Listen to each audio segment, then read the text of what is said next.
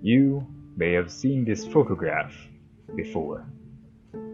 11 men sitting atop of a skyscraper hundreds of meters above ground while having their lunch. Since its release, people had been selling them on shirts, mugs, and postcards. Someone even made a Muppet version out of it. Then Avenel made a version of Marvel and DC Comics characters to replicate the same thing. But what made this photograph so special? What is it about? In 88 years since its release, how is it that it became much more relevant today?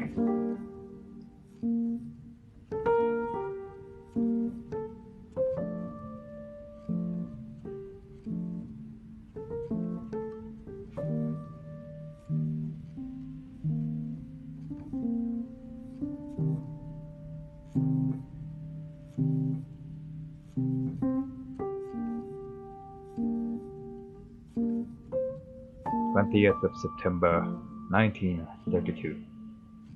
The Rockefeller Center was in construction. Designed by architect Raymond Hood, photographers all over the United States had flocked over the site to take photographs of the construction. Up until today, no one really knows who took this photograph.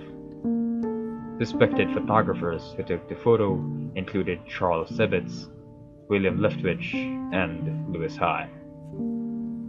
By the 2nd of October 1932, the New York Herald Tribune featured the photograph on its newspaper, hence the title, Lunch Atop a Skyscraper.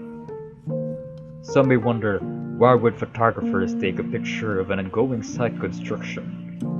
Well, for one, it was done for publicity, and for us to understand it, we must go back 3 years prior, in 1929. 29th of October, Tuesday. It was just a normal Tuesday for everyone else. Beautiful skies, sunny day, and then all of a sudden, the stock market in the United States crashed. It led to the worst economic downturn in the history of industrialized world. By the early 1930s, what thought to be a generic recession in the economy way back in 1929 gave way for the Great Depression. Unemployment rate skyrocketed up to 25.6%, to which led for less jobs, less money, and no food to eat. But for these men, they knew that they couldn't just call it quits. Despite the dangers of it, they took the job.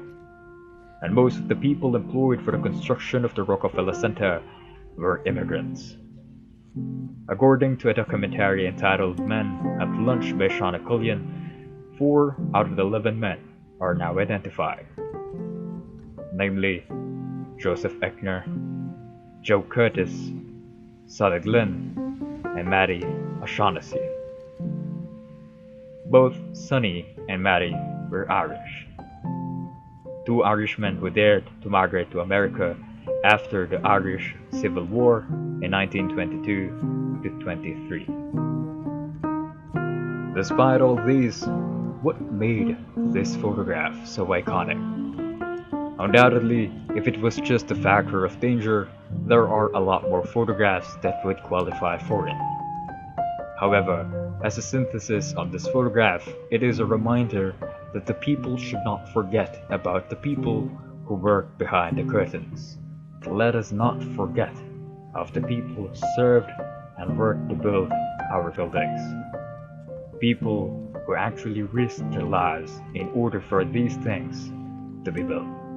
Similar to our frontliners who are risking their safety, health, and future while mending and caring for other people. In order for other people to be safe, healthy, and for them to have their future. Our communities, our cities, and our nation would never recover without our frontliners. But this photograph should signify a lot more. For the past few months, the world has stopped and turned into disarray.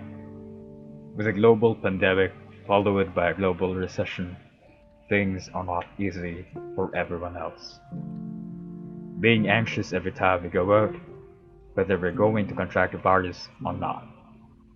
Since the lockdown, a lot more businesses have shut their doors. In the Philippines alone, unemployment rate has skyrocketed up to 17.7%. More Filipinos with no jobs, no money, and no food to eat. But that doesn't mean there would be no hope. This photograph became an icon for a simple reminder. Let us be reminded that as long as we are living, as long as we are breathing, there would always be hope. That despite the hardships and tribulations of which we face every day, there would always be hope. There would always be us.